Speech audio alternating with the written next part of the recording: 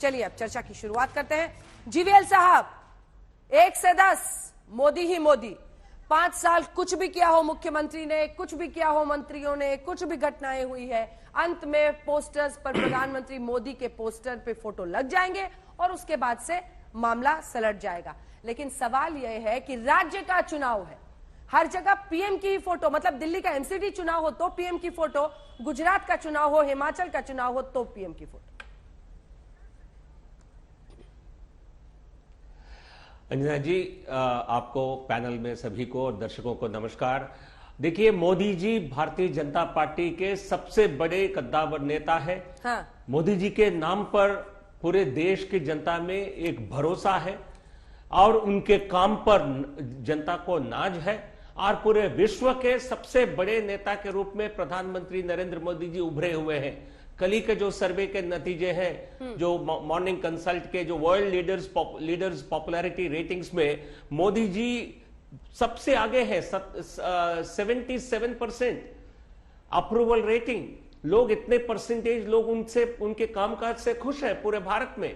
और जबकि उनके सेकंड रैंक पर जो आए हैं ऑस्ट्रेलियन पीएम केवल 56%, उसके बाद यूएस प्रेसिडेंट केवल 41%। ये आपको कहानी बताती है आज केवल भारत में नहीं पूरे विश्व में प्रधानमंत्री मोदी जी का कद इस कद तक बढ़ा है, तो देश की जनता को इस पर गर्व है। और गुजरात की जनता, जो इन्होंने उनको मुख्यमंत्री के रूप में कई बार चुना है और देश को प्रधानमंत्री के रूप में एक तरह से गुजरात ने उनको भेजा है, तो उनको मोदी जी के नाम पर गर्व होना स्वाभाविक है। बट लेकिन इन चुनावों में मोदी जी का फैक्टर सबसे बड़ा फैक्टर है, बट लेकिन बीजेपी का कोई मुकाबला इसलिए नहीं है क्योंकि वहां प्रदर्शन, सरकार का प्रदर्शन भी अच्छा रहा है, इसलिए हम हर चुनाव में जीतते हैं। स्थानीय इकाई के चुनाव में हमने जीता है, अच्छी जीत हासिल की है।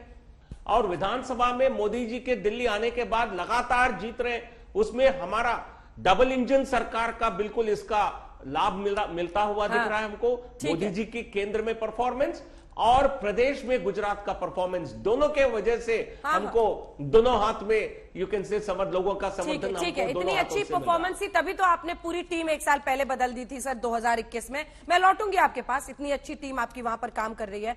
लेकिन अखिलेश प्रताप सिंह जी, उनके पास मोदी है जी, और मोदी की लोकप्रियता का वो इस्तेमाल क्यों ना करें? आप कीजिए राहुल गांधी का इस्तेमाल। दूसरा हिस्सा इस सवाल का, प्रधानमंत्री वहां पर कह रहे हैं कि नरेंद्र से भी ज्यादा बड़े रिकॉर्ड जीत आप भूपेंद्र को दीजिए। पीएम सीएम की ही बात कर रहे हैं। अल्टीमेटली लोकप्रियता अगर प्रधानमंत्री की बढ़ी है तो अब तो इतने बरस हो गए हैं उनके शासन में, उनके काम से अगर लोग नाखुश होते तो कोई भी लोकप्रियता किसी को मायने नहीं रखती है। सबको अपने घर की अपनी सुविधाओं की चिंता होती है। वो लोकप्रियता एक तरफ करते, वोट कर देते आपको। पीएम की लोकप्रियता उनका सबसे बड़ा स्ट्रेंथ है।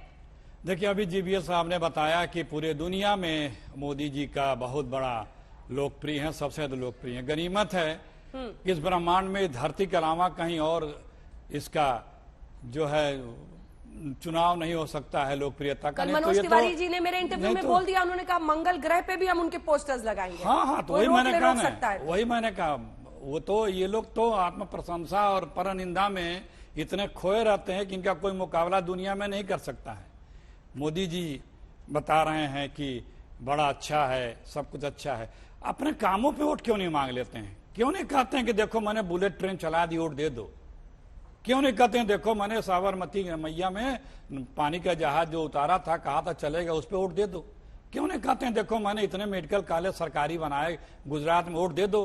क्यों इनको 6 साल में 3 मुख्यमंत्रियों को बदलना पड़ रहा है और उनके टिकट भी काटने पड़ जा रहे हैं, सिर्फ इसलिए कि जो सब ठीकरा है खराबी का, बुराई का, जो कोई डेवलपमेंट हो उसका उनके ऊपर कचरा फोड़ दें और अपने आप को पाक साफ बताए रखें?